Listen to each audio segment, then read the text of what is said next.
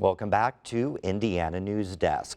The Bloomington City Council is just weeks away from adopting the amended Unified Development Ordinance.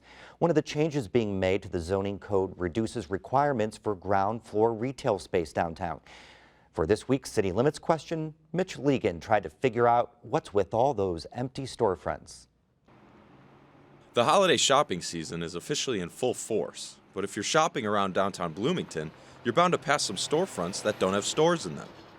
That's led resident Wolfgang von Buchler to ask, if nobody's in these spaces now, why does the city keep requiring them? He asked City Limits to find out. I just feel like the city has never really explained itself, and I'd like to know why, and how successful is it? According to Bloomington senior zoning planner Eric Grulich, the city first began pushing for stores, offices, and other commercial uses on the ground floors of new developments back in 2007. Which was the last time Bloomington overhauled its zoning code or Unified Development Ordinance.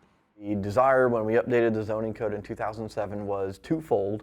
One, to have active ground floor space by requiring commercial space on the ground floor.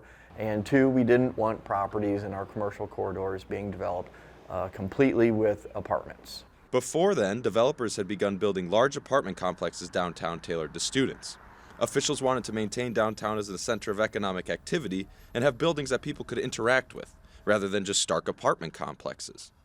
But the 2007 UDO led to an oversupply of storefronts that sit vacant, so the city is addressing it in the new UDO.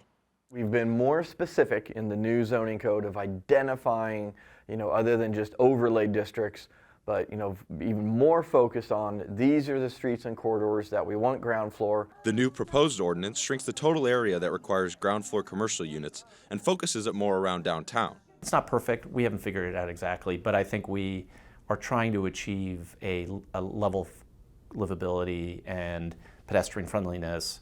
And sometimes the pendulum swings too far and you got to bring it back over, which we're trying to do, and trying to find that middle ground. Grulich says though some spaces are still empty, the city decided to keep the requirement because more commercial units create more opportunities for potential business owners to take a chance and open something up.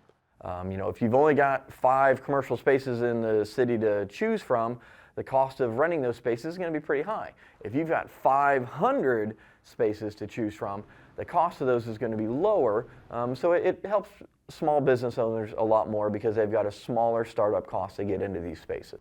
Crowley says the city is partnering with Downtown Bloomington, Inc. and Indiana University to study Bloomington retail this spring.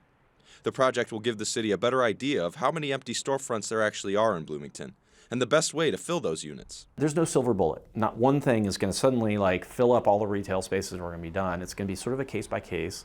We're going to have to cobble together different solutions. So my hope is in the next year or so we might have some interesting either trials or actual implementations in place. If all goes according to plan, the Bloomington City Council will pass the UDO and the new ground floor policies in about 2 weeks.